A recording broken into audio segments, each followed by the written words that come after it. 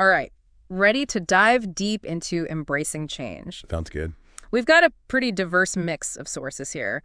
Business stuff, personal growth advice, even a teacher who seems to adapt like a chameleon. Should be interesting to see what they all have to say about navigating those inevitable life changes. Yeah, and the cool thing is, even though they're coming from such different places, they all seem to agree on one key thing. Oh, and what's that? That change. It's not just something you got to endure. It's actually like a powerful catalyst for growth. That's true. Instead of seeing it as this big scary thing, maybe we can learn to view it as a chance to like level up and become the best versions of ourselves. Yeah, exactly. And there's this one concept that keeps popping up, the whole growth mindset thing. Seems like it's a big deal in how we approach change. Absolutely. It goes way deeper than just like, oh, think positive and everything will be okay. Yeah. It's about truly believing in your ability to learn and adapt. And what's fascinating is there's research on this. People with a growth mindset, they actually see challenges and setbacks as opportunities, to learn new skills. They don't just shy away from those tough moments. So it's not just thinking positive thoughts, it's actually changing our whole relationship with challenges. I'm already starting to see how that could make a huge difference in how we handle change. But let's be real, some of us, we have these patterns, these deeply ingrained patterns that make embracing change feel almost impossible, like our brains just resist it. Oh, yeah, totally. And luckily, our sources actually give us some pretty insightful ways to understand these change-averse mindsets. Okay, good. So what do we have? Well, one source breaks it down into 3 common mindsets: receivers, resistors, and controllers. The receiver, they tend to avoid conflict and kind of passively accept change. Even if they don't really agree deep down, just kind of go with the flow, even if they have doubts. Interesting. So then a resistor, I'm guessing they're the ones who are more vocal about their opposition to change. Exactly. They push back, try to hold on to that status quo, hoping the change will just magically disappear. Right. Which isn't to say they're not raising valid points, but their energy, it's more about preserving the past than adapting to this new reality. Makes sense. Okay, and then what about the controllers? Ooh, I have a feeling I might fall into this category sometimes. Well, the controllers, they're all about micromanaging every single detail, analyzing every possibility, trying to feel in control by having a plan for everything.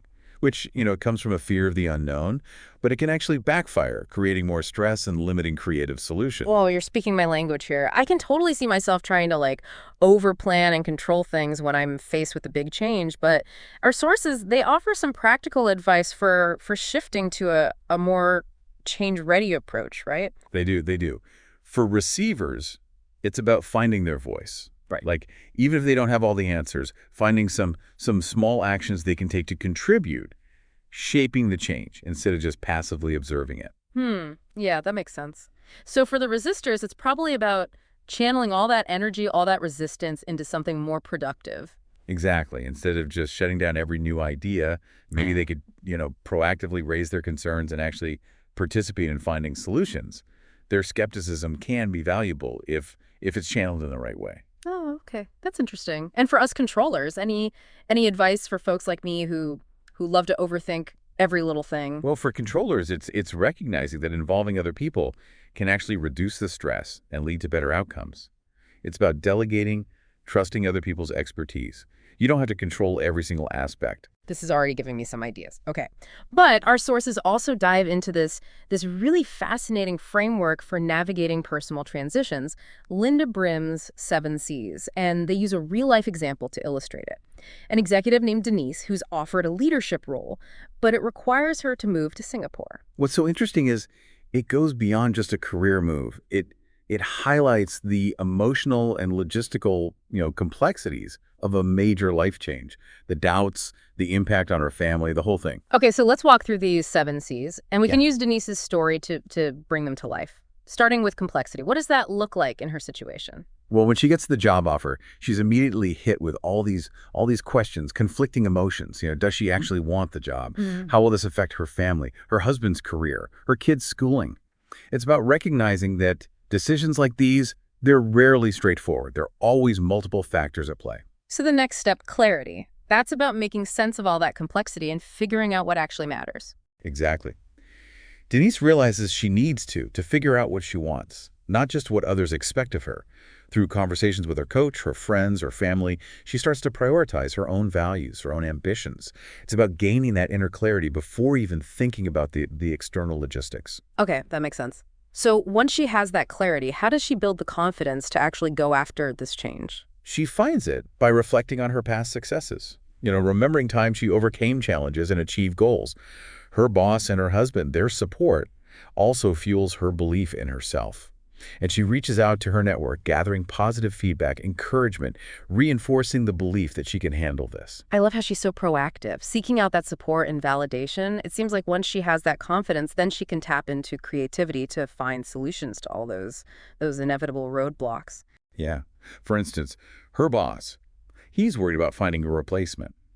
Denise, she suggests a colleague from the Brazilian office who's eager to relocate.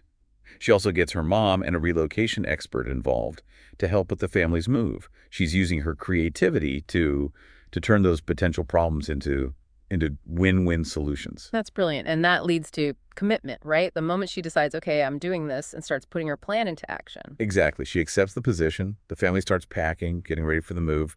This stage, it's about fully dedicating yourself to the change, closing off other options. That leap of faith, trusting that you'll figure it out. It's amazing how intentional she is about this whole process. But there's still more, right? Consolidation. What's that all about? Consolidation. It's about letting go of the old and embracing the new. It's adapting to that new reality, maybe even shifting your identity. Yeah. And this can be tough. Denise has some struggles here, feeling torn between her new life in Singapore and her family who are still in London. But she focuses on the positive things, the excitement about the new role, the pride in what she's accomplished. So the final C, change itself, it's not an ending, it's a new beginning, right? The ongoing process of adjusting to this new reality. Absolutely. The change itself comes with adjustments, new challenges. It's a constant evolution. Denise, she adjusts her work schedule to make more time for her family, stays connected with loved ones through technology. It's a never-ending process of growth. Denise's story, it's a great example of how change, even when it's a good thing, can be this complex thing, ups and downs. But it reminds us that we have the power to go through those transitions with intention, maybe even turn those challenges into opportunities for growth. Absolutely. And I think that brings us perfectly to our next topic, embracing uncertainty, which is, such a big part of any change process. It's kind of wild when you think about it. Embracing uncertainty, it's not just about, getting through change. It's about actually thriving in a world where things are constantly changing. Mm-hmm. One of the sources, I think it was a business leader, they were saying that people who are comfortable with uncertainty, they have a real edge in today's world. Yeah, that makes sense. I mean, everything's moving so fast, technology, the markets, being able to adapt quickly, that's got to be a crucial skill, not just for business people, but for everyone, really. Exactly. And they actually give some tips for getting better at dealing with uncertainty. One that I thought was really cool is this idea of reframing how we see it. Yeah. So instead of seeing it as a threat, what if we saw it as an opportunity? Yeah. To learn, to experiment, to discover new things. That's like instead of being afraid of the unknown, be curious about it. Yeah, exactly. And it ties back to that whole growth mindset thing we were talking about. Yeah. When we believe we can learn and adapt, uncertainty becomes less scary. Right. It's like we're saying, okay, I don't know what's going to happen, but I can figure it out. I like that. Mm. That's a much more empowering way to look at it. And it kind of reminds me of another thing that came up, the power of saying yes to new experiences, even if they're a little outside our comfort zone, like in that article about the benefits of taking risks. Oh, yeah, that one. Taking risks, stepping outside our comfort zones. That's how we grow, Mm-hmm. We learn new skills, we gain knowledge. One source even said that playing it safe all the time, that can actually lead to more regret down the road. It's like if we avoid uncertainty, we're missing out on the good stuff, the richness of life. It makes me think of that teacher we read about, the one who described herself as a chameleon, adapting to all those different teaching environments. Oh, such a cool story, right? That's someone who truly embraces uncertainty, all those cultural differences, changes in technology, even teaching different age groups. And she was saying how going with the flow, it actually brought her more happiness than resisting ever did. And I love that analogy she used about building a sofa in her mind, a sofa that could could hold all the different parts of her identity and experiences. It's like she was saying, change isn't about erasing who we were or trying to fit into some perfect mold. It's about making space for all the different parts of ourselves to coexist and to evolve. Yeah, it's beautiful. We're constantly Yeah. becoming, right? And change is just a part of that process. And one thing that really stood out to me was how she talked about not just adapting to change, but actually embracing it with joy, with curiosity, like turning those challenges into opportunities for self-discovery. So inspiring. And it makes me think about how embracing change can help us reach our full potential. A lot of the sources, especially the ones focused on personal growth, they connected those two ideas pretty strongly. Yeah, they make the case that when we step outside our comfort zone, when we go through new experiences, we're kind of forced to confront our limitations, to discover hidden strengths. We develop new skills. Change makes us more resourceful, more resilient, more adaptable, and all of those things, they help us grow and succeed. So it's not just about getting through change, it's about using it to become the best version of ourselves. That's powerful stuff. Hmm. But we should also acknowledge that change can be hard, especially when it's unexpected or something we don't want. Oh yeah, for sure. And the sources offer some good advice for dealing with the emotional side of things. One thing they kept emphasizing was self-care, especially during times of transition. Things like getting enough sleep, eating healthy, exercise, doing things that bring you joy and help you relax. It's like they say you can't pour from an empty cup. If we're not taking care of ourselves, it's so much harder to handle the stress and the challenges that come with change. Right. And it's not selfish. Self-care it's essential for navigating change with more grace. And along with the physical stuff, they also talk about the importance of taking care of our emotional needs, like allowing ourselves the time and space to process our emotions, whether that's through journaling, talking to a friend or a therapist, or doing something creative that helps us express ourselves. That makes sense. Bottling everything up, that just makes things worse. And another thing that kept coming up was the importance of seeking support from others. Friends, family, mentors, support groups. Having people to lean on during change, that can make a huge difference. It can. Sharing our experiences, it helps us feel less alone, and we get new perspectives, practical and emotional support. It can make things so much smoother. And I think it ties into a bigger idea that emerges from a lot of these sources. The idea that embracing change, it can help us build deeper connections, both with ourselves and with the world around us. Well, that's really interesting. Tell me more about that. Well, I think it starts with the connection to ourselves. We've talked about self-awareness, self-reflection, self-care, all these things that are so important for embracing change.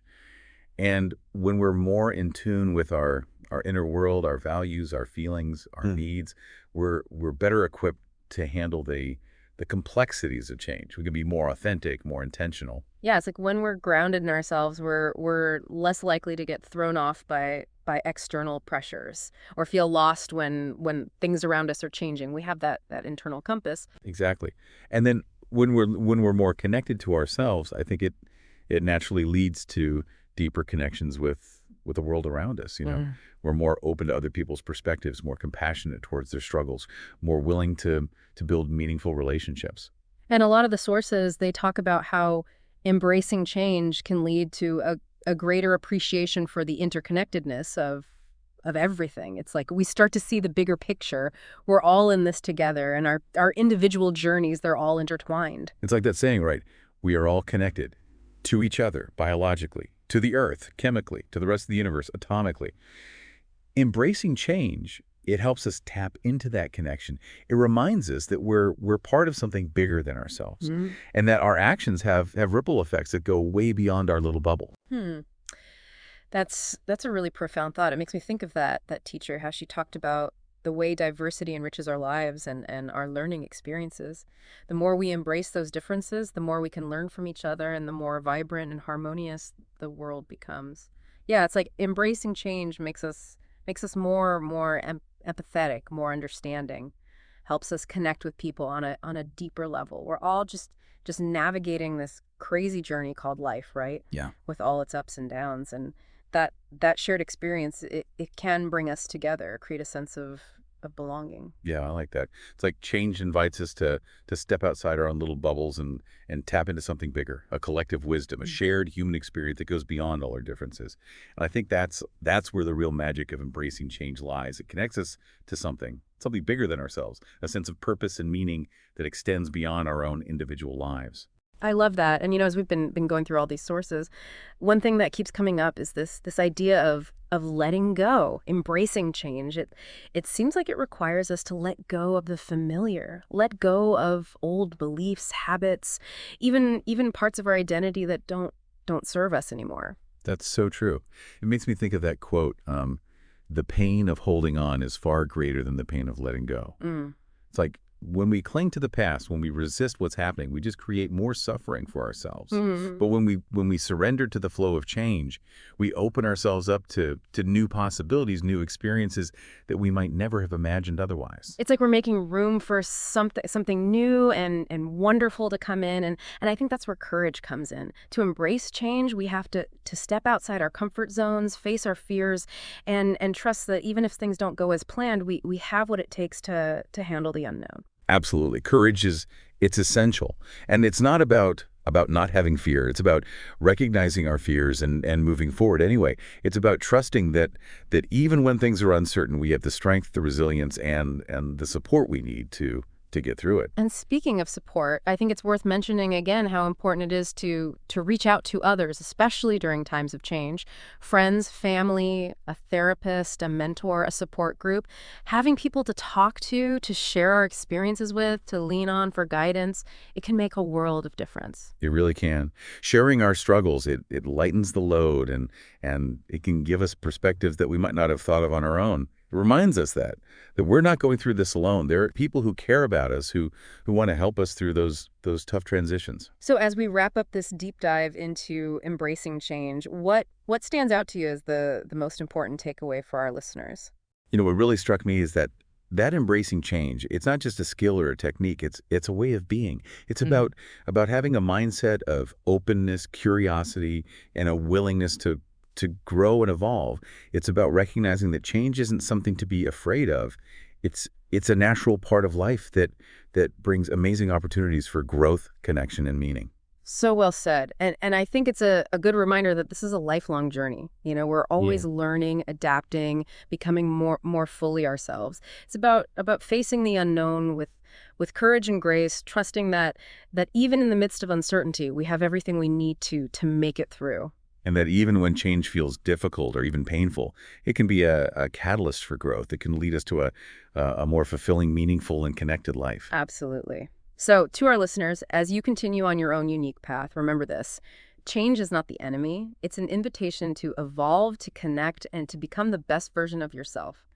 Embrace the adventure, and you might be surprised by where it takes you. Inspiring, actionable, transformative online talks. This was Hive Live with your host, John Hyam.